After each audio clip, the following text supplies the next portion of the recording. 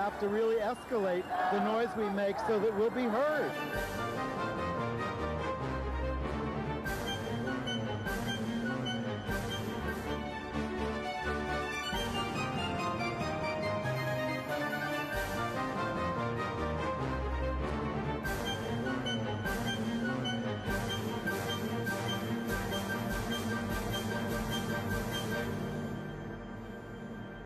USA and Meli Kalikimaka. I'm Andy Hum. I'm Ann Northrup. Merry Christmas, Happy Hanukkah, Happy Kwanzaa, and Happy all holidays, always. Well, and it's hard to be happy, of course. This is the week when the tax scam bill was passed. We'll explain why it's But I bad. do have one piece of good news about it. Good. But then we'll get back to the bad news.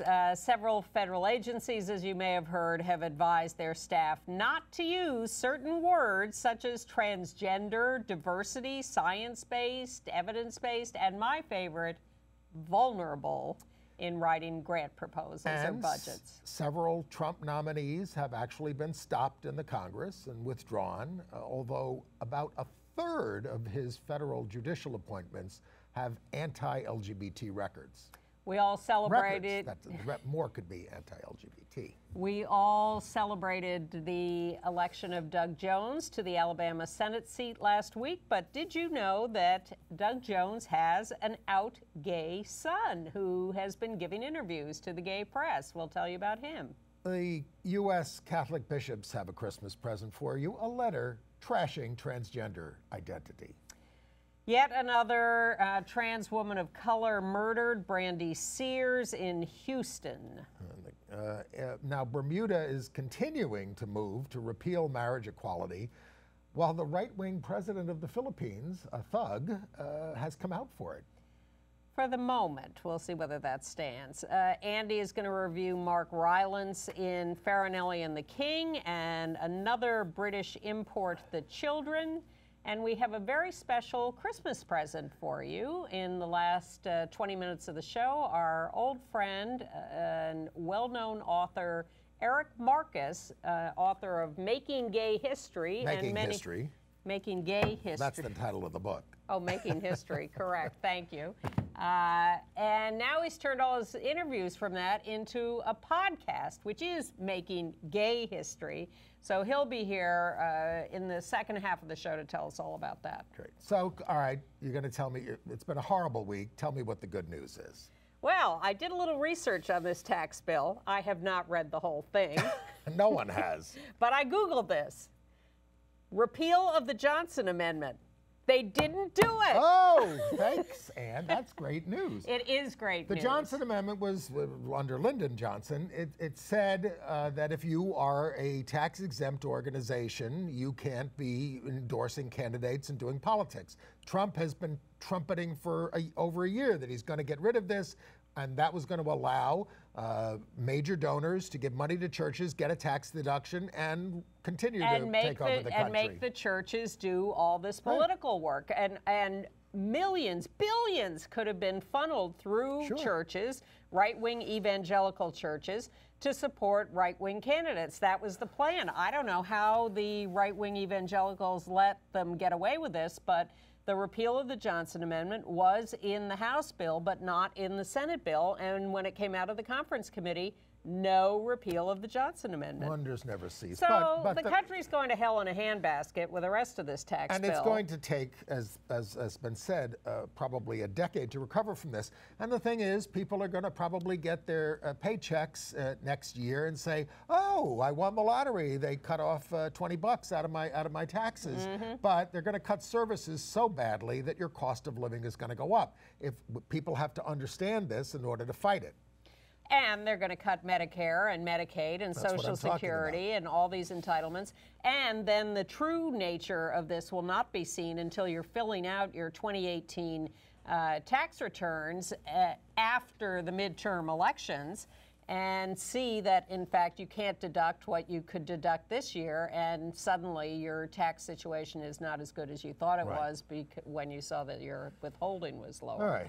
Good luck to all of us. In other bad news, all these stories started appearing in the Washington Post about how federal agencies like the CDC, Centers for Disease Control, and HHS, Health and Human Services, were being advised by major administrators, we're no longer going to be using these words: fetus, vulnerable, transgender, entitlement, diversity, evidence-based, and science-based. So obviously it sounds like it's completely being written by the religious right. What seems to be behind this is, if our agencies are going to get any money anymore, we can't use these with Congress, we can't use these with the White House, so we're going to stop saying them.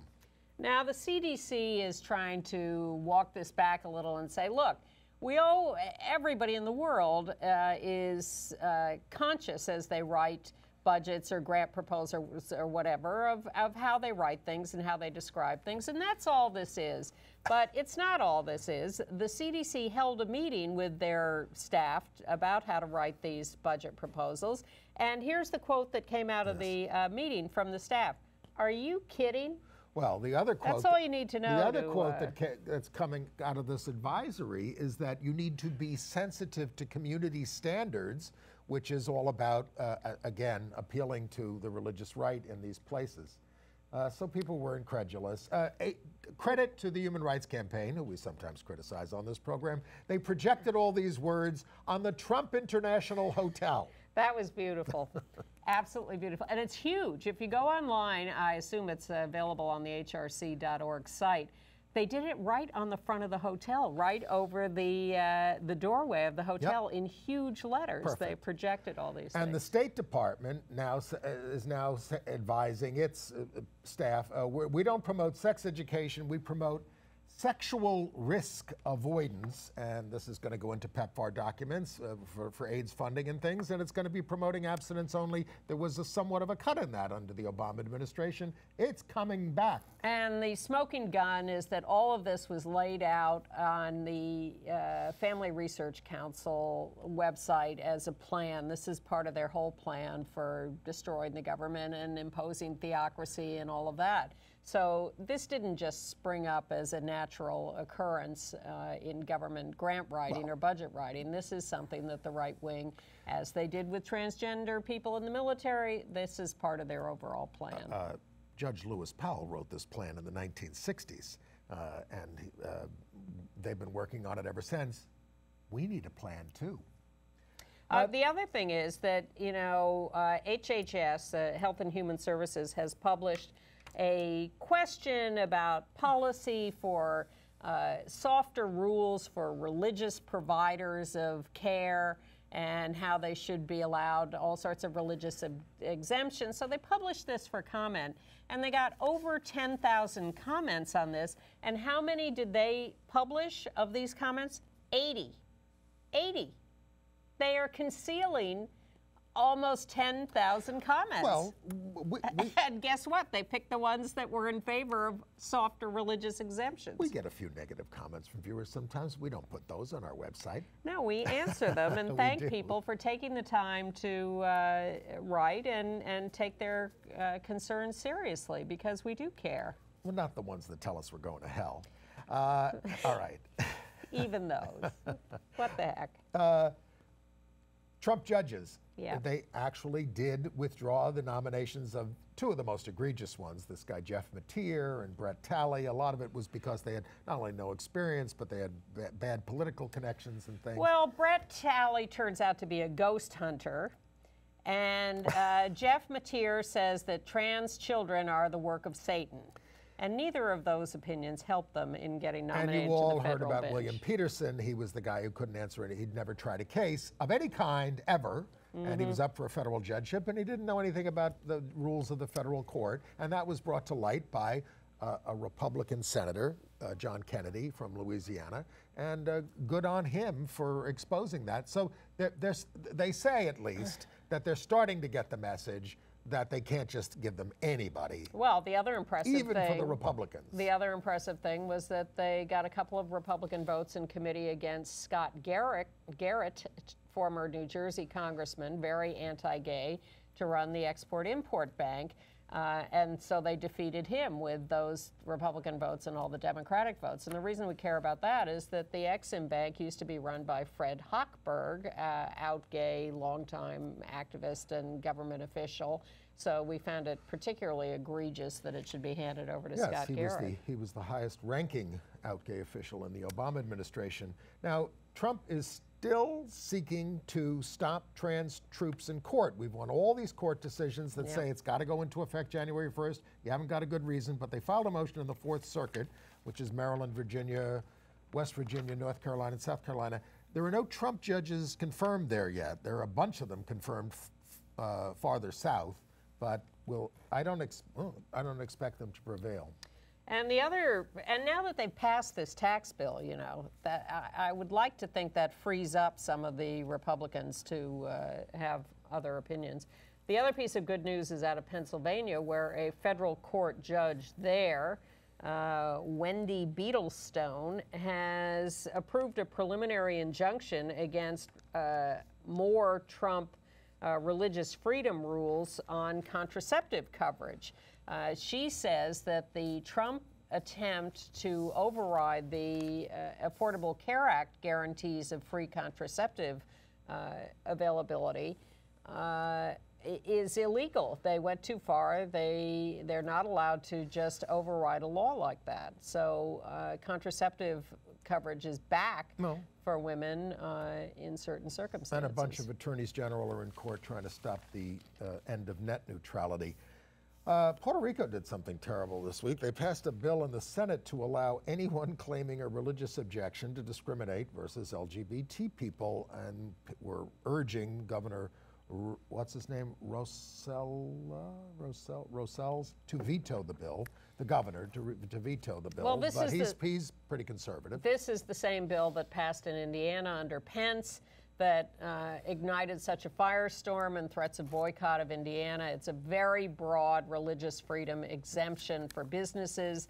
It has passed both the Senate and House in Puerto Rico, and I don't think this guy's going to be as subject to the blowback as Pence was. They had to rewrite the Indiana bill. And we're not done with Alabama, that story. Of course, the Republicans did not seat Doug Jones in time for the votes on the tax bill. But that Alabama peanut farmer who protested him, Nathan Mathis, appeared on there he is with his sign. He had a daughter who committed suicide who was gay. He's very sorry about that. And he was attacking Roy Moore because Roy Moore was attacking people like his daughter and calling them perverts. And so he this week appeared on the Ellen Show and he told a very cute story. Yes. That sign, as you saw, was very professionally printed. He went to a printer to have the sign done. It wasn't something he made himself. And the sign is about how Doug Jones is a pervert pedophile, and that his daughter was, a victim of people like that. And their attitudes. And so he went to the sign maker to make this, and the sign maker said, "Oh, I can't make that sign. It's against my religious principles." And Nathan Mathis tells Ellen, "So I said to him, well, I think sleeping with your neighbor's wife is against religious principles." That's right. Outing this sign maker as someone who was committing adultery. He didn't name names. He did not, but... And Ellen donated $25,000 to the Trevor Project in his honor. And the other cute thing that we found out about Doug Jones this week is that Doug Jones has a gay son, Carson. Yes, he's a zookeeper in Denver. I have a picture of him there. He came out to his parents 2 years ago. They responded, "I love you." And as for back home in Alabama, he's thrilled with his father's victory, saying, "Unity wins out." He's pretty darn cute. Yeah, and he campaigned with his dad. He took time off to campaign for him and helped get him elected. Yeah. All right. Let's find some. Well, while we're on federal news, I want to celebrate the announcement that next year we're going to have a Sally Ride stamp. Now, my only objection to this is I would rather see a photograph of Sally Ride than this kind of cheesy picture that they painted. Well. Well, the other new stamps have photographs. I would prefer a photograph of the real person, but I love the fact that I will be able for the rest of my life to put Sally Ride stamps on my letters. As long as they're forever stamps. Well, they all are these days, so I just have to buy a big supply. All right. Because I do still use stamps. Okay, we had another murder of a transgender woman of color, this time in Houston. Brandi Sears, 26. The 28th trans Seals. I'm sorry, Seals, I apologize. Brandi Seals, the 28th known person, transgender person to have been murdered in the United States this year. Of course, a record. Of course, this gets reported more now, and people don't get misgendered as much in the news as they used to, and that's. But it still happens. And Isa Noyola, who's from the Transgender Law Center, said the solution to all this is not harsher sentences, but to value transgender lives in the first place. Of course. Well, that is the problem. I mean, they need jobs, housing, education, all these things. All right. And in Washington, D.C., at a community center run by a trans woman, the center is called Casa Ruby, they had their second attack from an outsider this year. Some guy comes charging into the building with a can of mace that he used on a trans woman in there.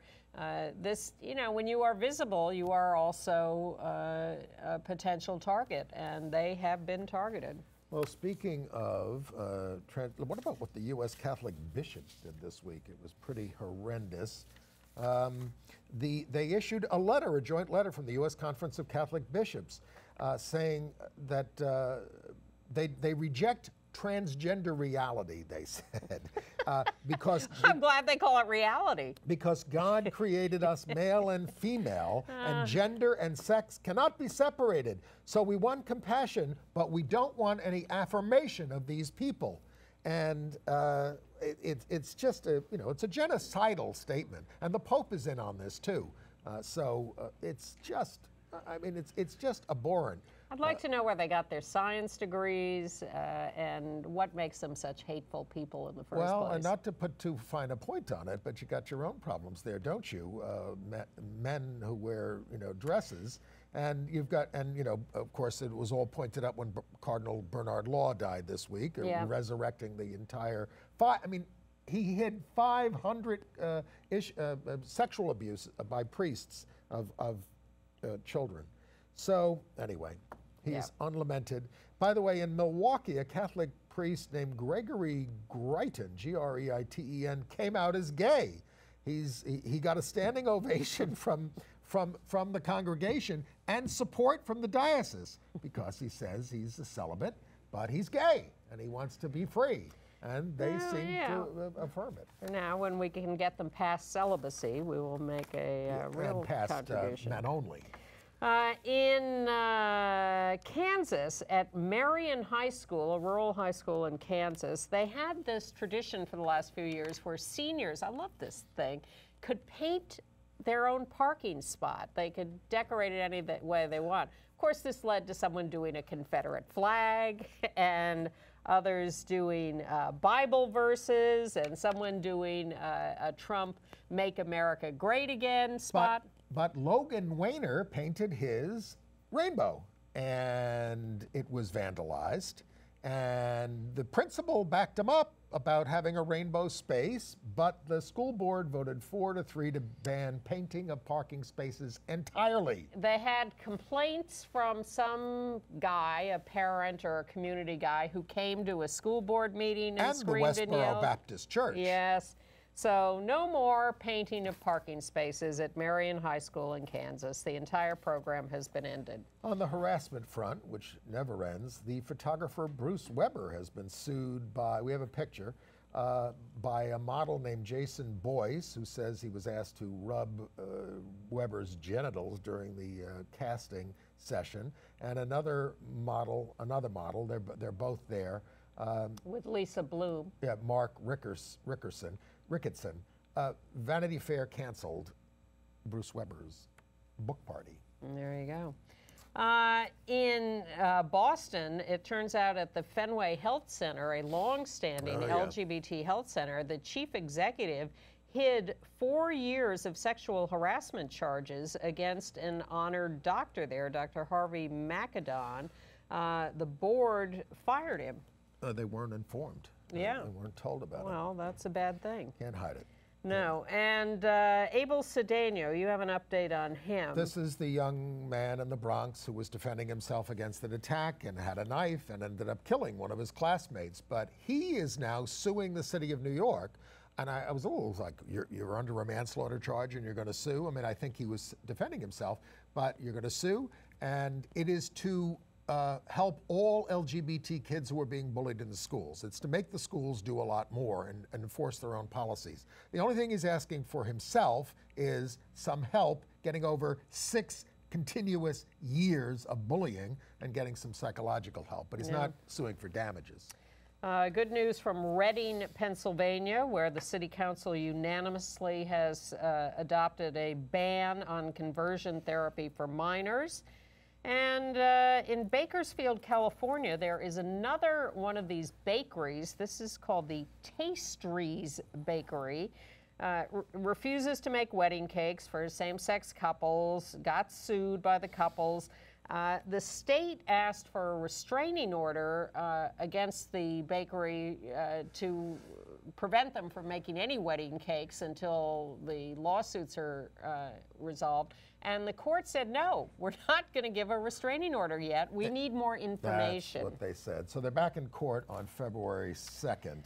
In Virginia, you probably all read about this or heard about this, that this woman won her seat in the House of Delegates by 1 vote, and that creates a split between Republicans and Democrats in the House of Delegates. But there are 2 more seats that they have not resolved yet that are going through recounts, so we could still win one or both of those. In Hawaii, there is a strange lesbian divorce child support case going on.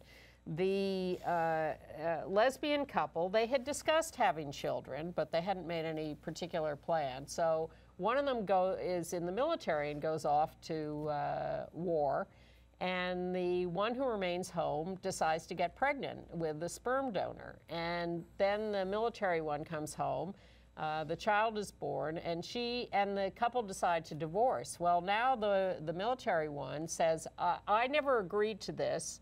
I don't want to pay child support. Blah, blah, blah, blah, blah. Lambda Legal is defending the biological mother and saying, hey, you know, you were married. This is part of your responsibility. And you did discuss this, even if you didn't get specific. So it's a little ugly. So the Winter Olympics are coming up, and Gus Kenworthy, the out gay freestyle skier who is going to be there in South Korea, and he was giving an interview, and he called Trump's attacks on trans troops a direct attack on the LGBT community. It shows more courage to leave the house as a trans person than Trump has ever had to show. Great quote. It is a great quote, and I think, you know, Trump and courage are 2 words that don't belong in the same sentence. Congratulations to Cleveland, Ohio, where they have broken ground for a new and improved LGBT center. And congratulations to our member of Congress, Jerry Nadler. He was made the new ranking Democratic member, the ranking member of the Judiciary Committee. So if there are impeachment hearings in 2019, Jerry will likely be in charge. Well, he wanted it specifically because he has experience with Trump in New York for many years. So he said, if there are impeachment hearings, I want to be part of this. Right. And he will. International news, or you got some more? We can get on. We can get on to that. Yes, I'll save that. Well, Bermuda is the headline because, in fact, we told you last week that half the legislature had passed a repeal measure for marriage, and now the Senate has passed it too. The picture on the screen is of the Bermuda Governor General, John Rankin. He has to sign the bill. That's a formality, although the government in Britain is being urged to get him to stop it, which would create quite a conflict with Bermuda, who would claim colonialism and that. So look, the fact that that guy in that uniform, that white guy reviewing the black troops in Bermuda, that's why I picked that picture in the first place, to indicate that we had a little colonialism going on. So we are waiting to see what will happen and whether the government in Britain will try to force them to veto that. But there was another little island that instituted marriage equality. St. Helena in the South Atlantic, population 4,534. Come on, Bermuda. It's a British territory. And there are, you know, I was thinking if Bermuda repeals marriage, where can you, not that Bermuda is in the Caribbean, it's in the Atlantic, but what about alternatives? And there are, you know, a lot of British territories and Dutch territories in the Caribbean. You can find lists of where same-sex marriage is legal and therefore where it's okay to go. They won't be able to do it on the ships registered in Bermuda, which was one of the big deals, having these weddings. No, if this marriage repeal goes through. And, you know, the legislators who passed this say, well, because they're repealing marriage, but they're instituting domestic partnership or civil unions or whatever, and they're saying, look, this is the compromise, and you'll have all the same rights. We should blah, blah, blah. We should say, because I didn't know this, yes, the Supreme Court ordered them to do same-sex marriage, but the Supreme Court, as in New York, is the lower court in Bermuda. There is a high court to appeal all this to, and so they were rejecting essentially a lower court decision, as Mayor Bloomberg did here in New York. And the legislators are also saying, look, marriage is legalization is not mandated by the European Court of Human Rights, so don't tell us that we're being inappropriate. You know, what about the big U.S. celebrities who are so connected to Bermuda? Michael Bloomberg, Michael Douglas. Where is their lobbying with the Bermuda government? Okay. And, well, maybe they can get some help from the Philippines, because President Duterte, and he's this guy who goes around shooting, literally shooting drug addicts on the street. He's a right-wing thug, but he nevertheless met with a group of gay people in his hometown and said that he was for same-sex marriage. Of course, it's going to be tough to change the law, but I'm for it. He used to be against it quite openly. And he asked them to nominate a gay person to be in his government. Well, even Trump had, but the Catholic bishops and the evangelicals are up in arms, and it's a 90% Catholic country, I think. Yeah, so don't expect that attitude to hold. In Australia,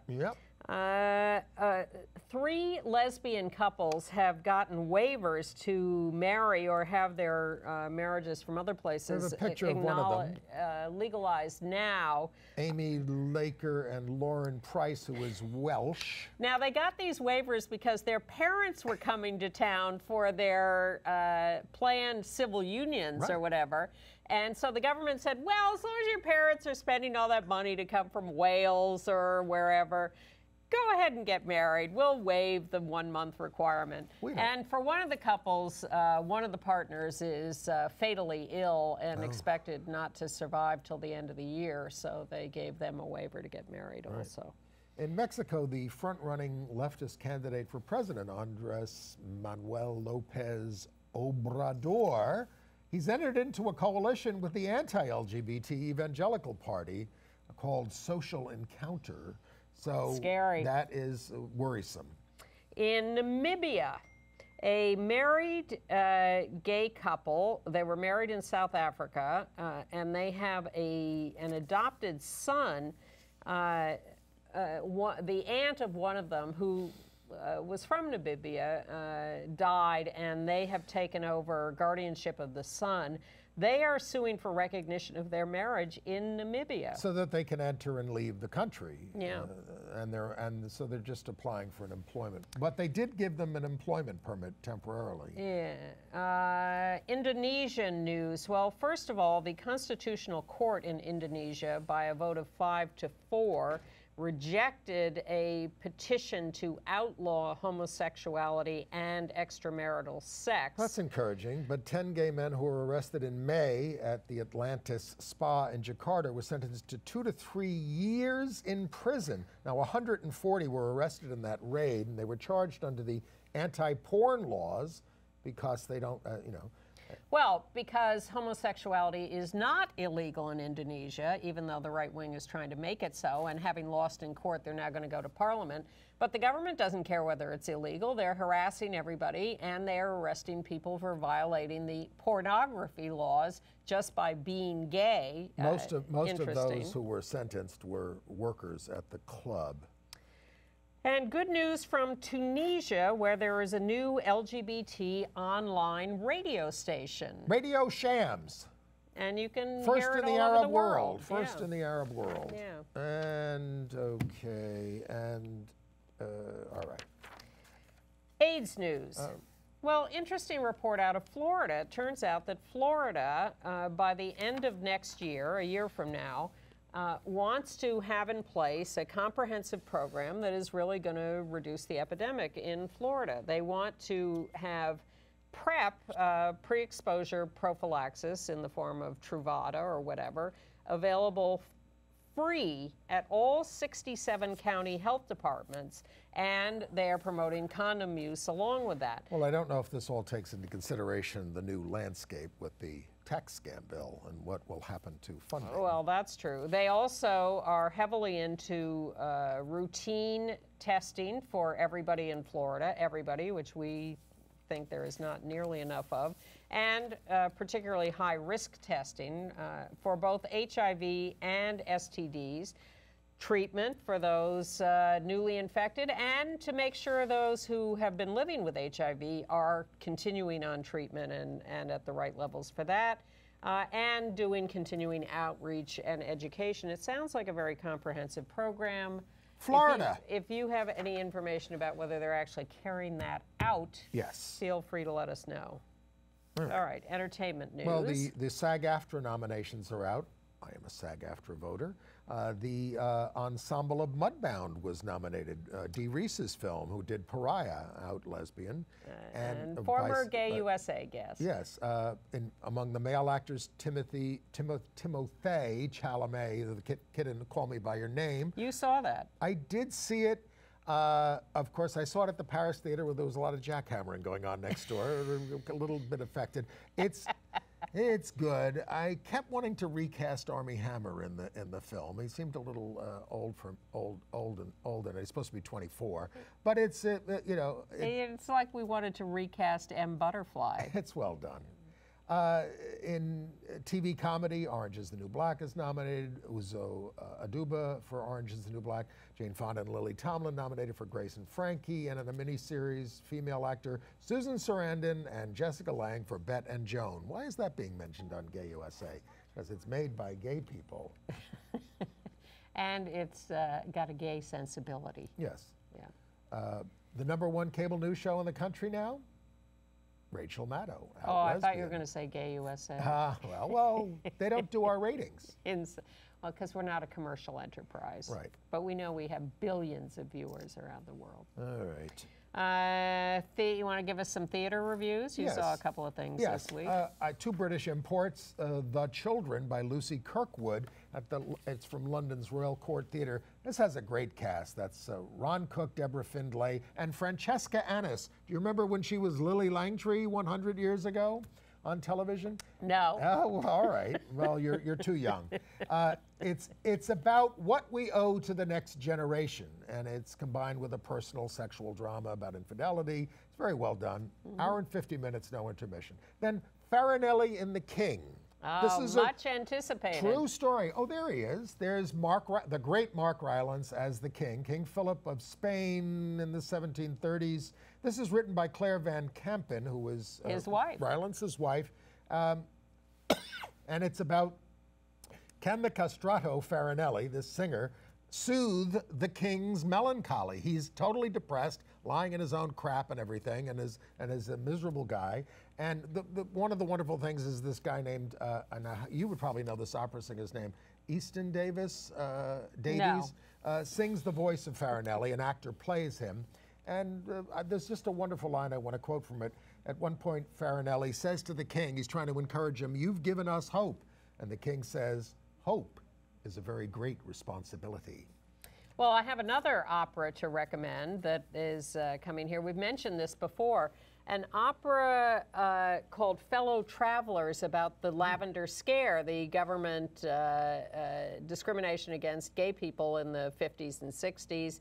And it's been, it's a documentary called The Lavender Scare. It was a book called The Lavender Scare. Now it's an opera called Fellow Travelers, produced in part by our old friend Sterling Zinsmeier, who was politically active in New York. So I think it opened in Cincinnati, and we talked about it then. Well, now it's coming to New York for a few performances in January at the John Jay Theater on 10th Avenue, and as part of something called the Prototype Festival. So if you go to prototypefestival.org, you can get tickets to Fellow Travelers for its January 12th through 14th performances. And HBO is picking up Issa Rae's new Him or Her, a comedy about a bisexual black man. Yeah, and before we turn to our guest, I just want to read you a letter we got from a viewer because it was so heartwarming, especially during the holiday season. Should we include names or not? I think not, because we didn't ask, did we? We did not. So this is a guy, 20 years old from Fulton, Indiana, who says, I just wanted to share my story with you. First off, I'd like to say my father, Eric, watches your show all the time. Thanks, Eric. At 18 years old, my life was spiraling out of control and I was going down the wrong path. Eric and his husband, Sean, were friends with me on Facebook. I had just found out that I had to find somewhere to live, and Eric just happens to message me. He asked me how I was, and I told him everything. He then offered me a couch to sleep on, and I spent that Christmas with them. They had 7 children, 2 biological and the rest adopted. They also were the first gay couple to get married in Fulton, Indiana. So when I started to stay with them, I grew more and more attached, and so did their children. Or I grew more and more attached. And so did their children. 1 year later, they adopted me. It was the best day of my life. Since being adopted, these men have set me up for success, got me back in school to get my GED, and have helped me to make better life choices. I'm so grateful. I wanted to share our story with you in hopes you could share it on your show. I want the world to know how amazing these men are and how they have had such an impact on my life. Thank you for taking the time to read this, and thank you for broadcasting helpful and inspiring messages. I hope this can be one of them. Yes, it is, and thank you for sending it. It's always great to hear a terrific story like that. Sounds like somebody that Eric Marcus should interview. There's a segue. Come on in, Eric. Move over. Merry Christmas. Oh, to you. Mwah. Nice to see you again. Nice to see you. Oh my God, that letter. Wasn't that fabulous? It makes me weepy. Yes. Sure. Well, us too. All right. So Eric is the author of Making History, which was a very important book, published in 1992. Yes, and the reason you were confused a little earlier is the second edition was called Making Gay History, Oh, published 10 years later. Yeah, that's why I was confused. We couldn't use the word gay, or we didn't use the word gay in the first edition because the publisher was concerned about the capacity of the sales force to sell it with the word gay. Oh, there are always stories like that. Yes. So Eric, as frugal as all of us, when he was doing this book, recorded all the interviews. I recorded all of them, and I used broadcast quality equipment, and I have Jay Kernis at CBS, who was at CBS News then, and where I worked, where you used to work, Yep. who's now at 60 Minutes. He was my boss, and I had been my boss, and I asked him what kind of equipment do the people at NPR use, because he had founded a morning edition and worked on All Things Considered.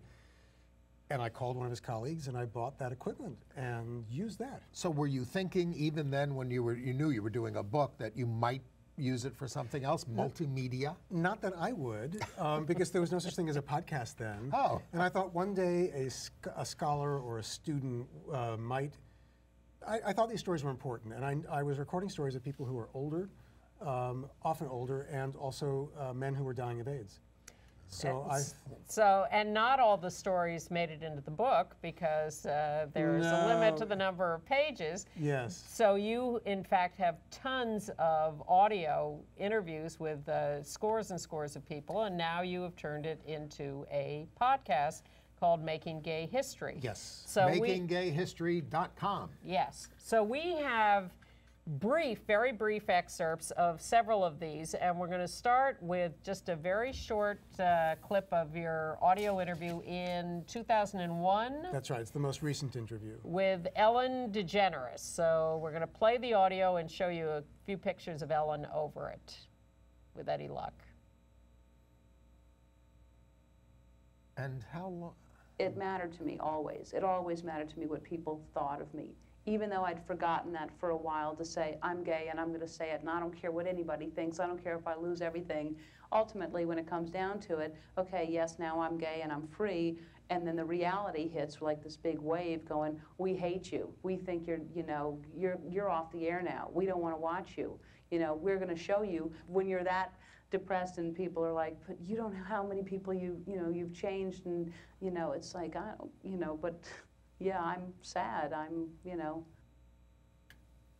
And they showed her at the end with her mother, Betty, who got very involved with the movement. Yes. So you caught her at a down moment. I did. It was, her show had been canceled.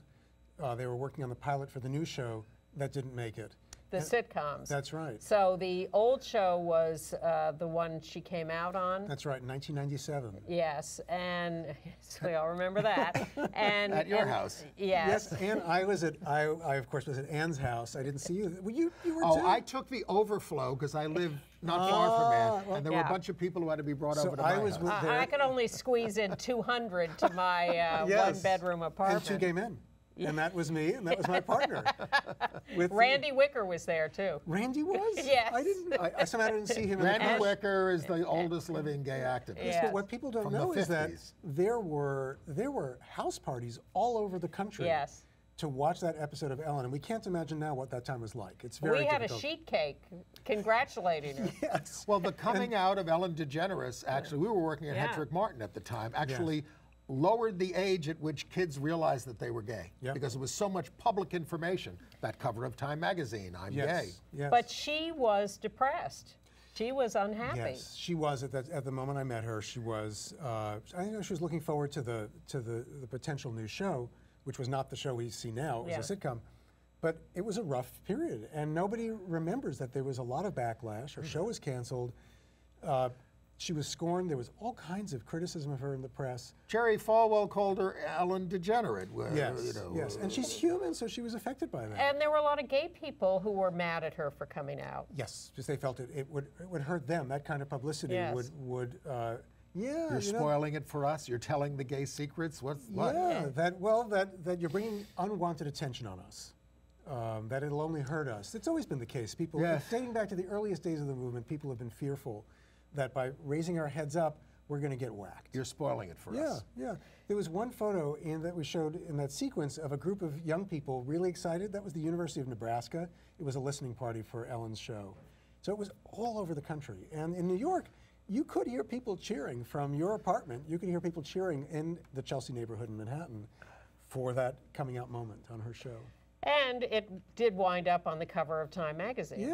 Yeah. So what is she, just to give us a little more tease about listening to the podcast version, what else does she have to say in there? Well, she talks about the experience of coming out and how she didn't expect to come out in the big way that she did, because she met someone, she doesn't mention the person's name at that time, who was fearless about being open in public and wanting to hold her hand.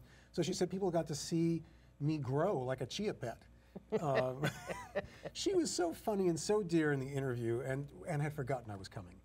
So I'm not kidding. So I show up on her doorstep, I ring her doorbell, and she says, hello, and I said, with a question mark, and I said, hi, it's Eric Marcus, and she said, yeah? And I reminded her, and she greeted me at the door in pajamas, and was and her hair was a mess, she'd been napping. And she was as sweet and lovely and human as possible. She just won my heart. I was totally charmed. She's become a beloved character on TV. Yeah, and she's done such enormous good, and we forget that she wasn't then who she is now. Right.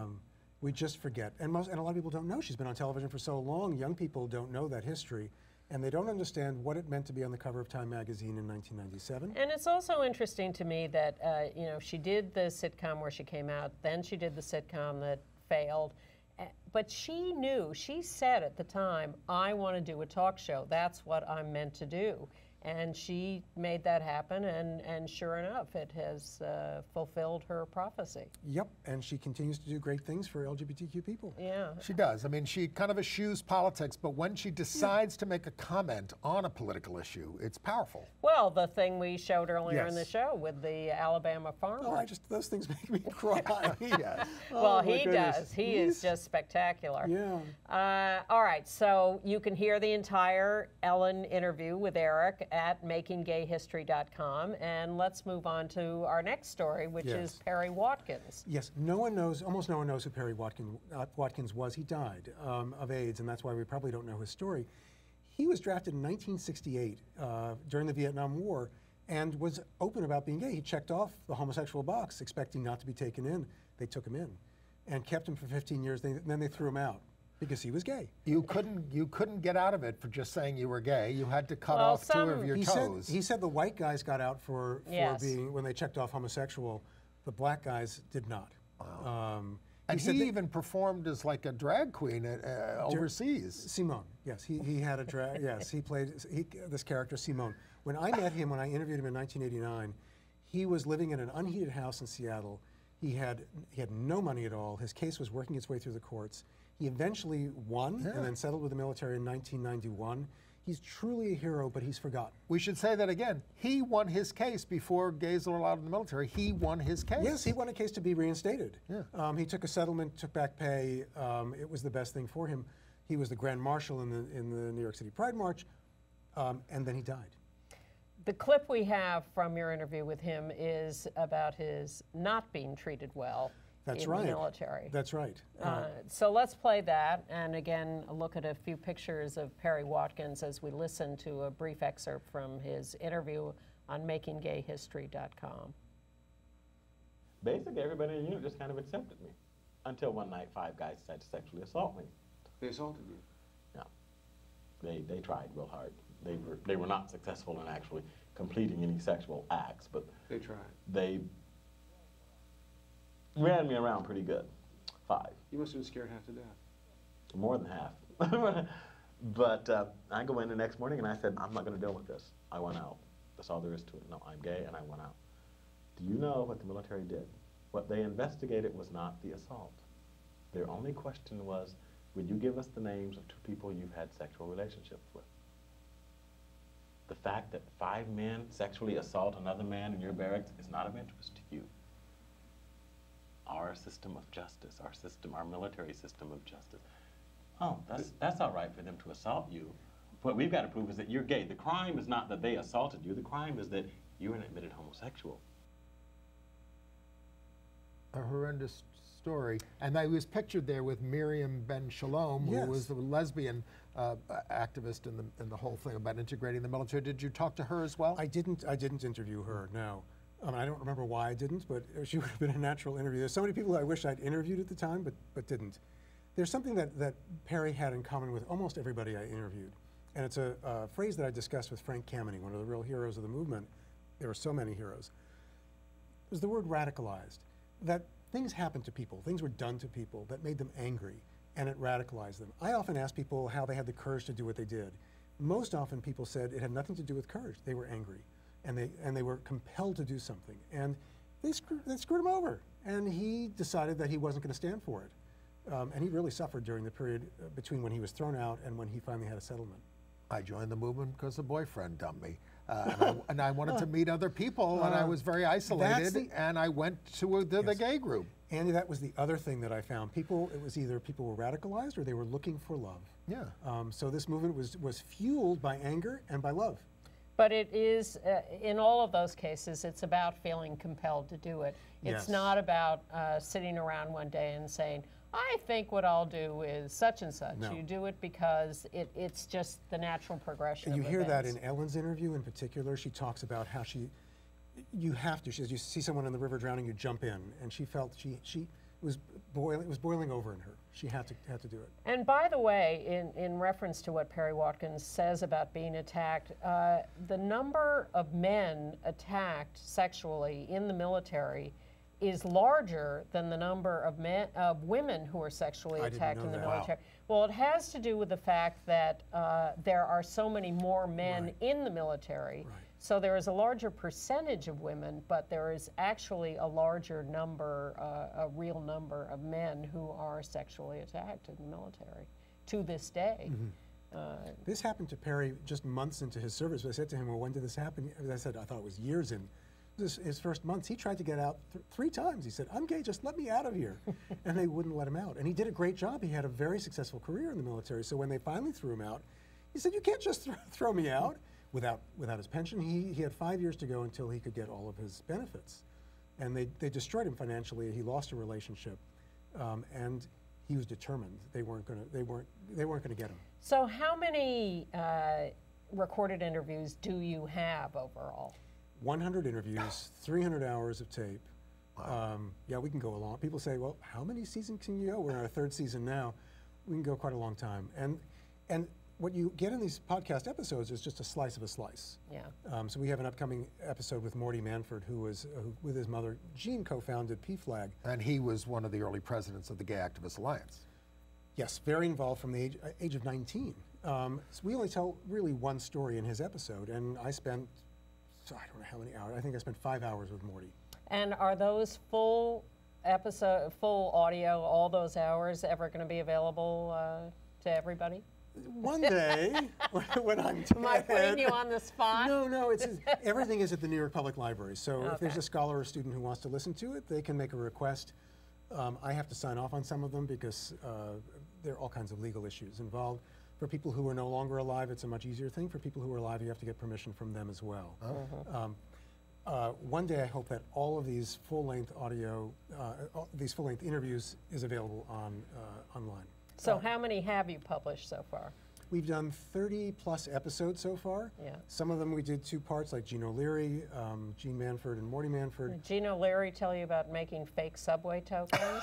No, you didn't know that. I didn't know that. She was beloved. Oh, yeah. Well, maybe I did know about that and had forgotten it. Yeah, Gene, for people who don't know about Gene O'Leary, she led the first group of LGBT. Ex-nun. Ex-nun.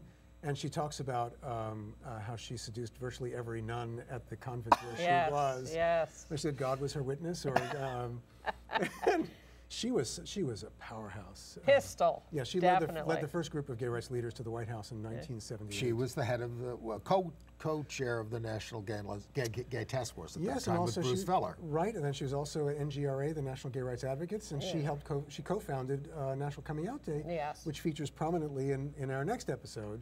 Do you have a favorite of the ones you published? What's the next episode? Finish this. Next episode, Greg Brock. Nobody knows who Greg is, but Greg just retired as a senior editor at the New York Times. He was out before anybody was out at newspapers back in the 1980s. He survived Abe Rosenthal.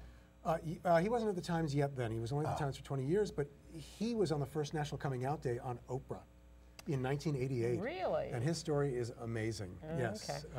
Well, we've got one more to play for you, and that is Sylvia Rivera. Yes, most people know who Sylvia is. Most people have never heard of Sylvia, and this is never heard Sylvia's voice, I should say. Oh. And this is a sort of domestic moment. I was at Sylvia's apartment. She was making chili.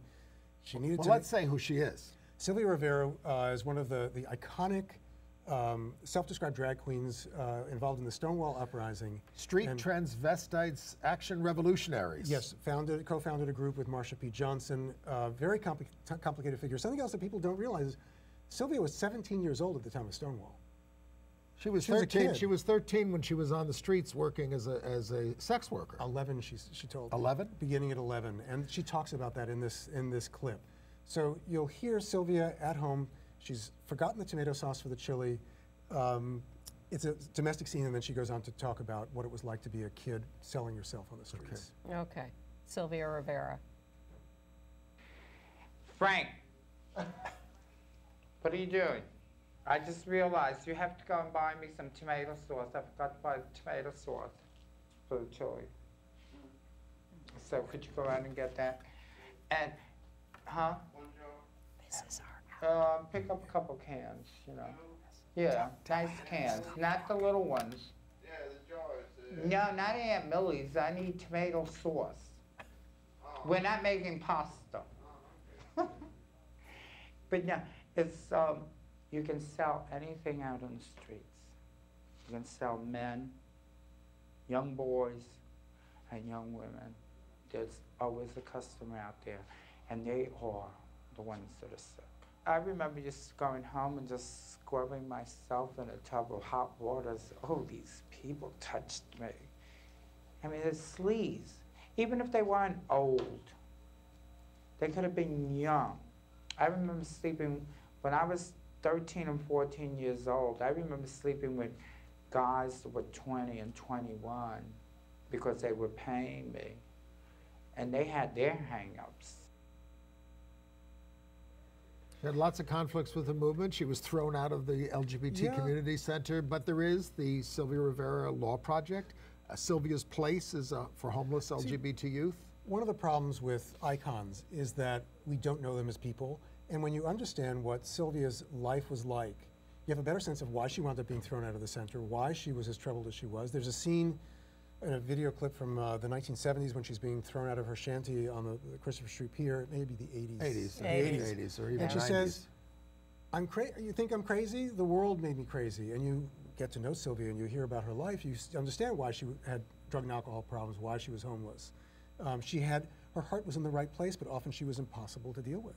And she's in the David France film about Marsha P. Johnson. Yeah. And just listening to this, I'm reminded over and over again of how important and special it is to hear people's voices. Yes. We can read about these people forever. Sometimes we see clips of them in documentaries, but these are intimate interviews, and that is a unique experience. And I had the good fortune to be there in the room with all of those people, and now I have the privilege of bringing their stories to life through their own voices. I got to do it in the book, in print, but it's so different actually hearing people speak. Are there a couple of others that you want to tease people with about who's already up there on the site that they could be listening to if they go there now? They can listen. There are 30 episodes, and I don't want to favor anybody. You asked me who my favorites are. Almost everybody is a favorite.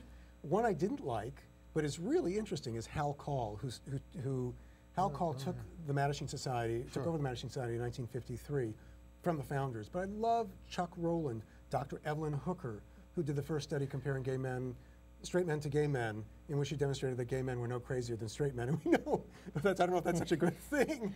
Well, I think we can all agree on that. Let's put it that way. Yes. So I have many favorites. Someone no one's ever heard of is a guy named Wendell Sayers, whose story dates back to 1920 when he was sent to the Mayo Clinic to be diagnosed as a homosexual. And as you say, it's not the full 5 hours you did with people. No. It's a very handleable chunk. You can, each episode, I introduce it, I set it up, bring you back in time, you have a little story, and then I do a conclusion to tell you where the person is now. I like to think you can listen to it in the time it takes to fold your laundry, because that's when I listen to it. Or to do your yoga stretches. When you're my age, you have to do them every day, but they range from 18 minutes to 25 Well, minutes. this is a great gift to the community to have this, and so glad that you And presented it. absolutely Thank free you. to listen to. Absolutely free. Plus, with each episode, when you go to the website, if you click on Read More, there's a whole page of links and information, photographs, so it's great for schools as well. Brilliant. MakingGayHistory.com. Eric Marcus, happy holidays. And happy holidays to you. And to all of you. And to you, and we'll see you next week. Thank you for watching.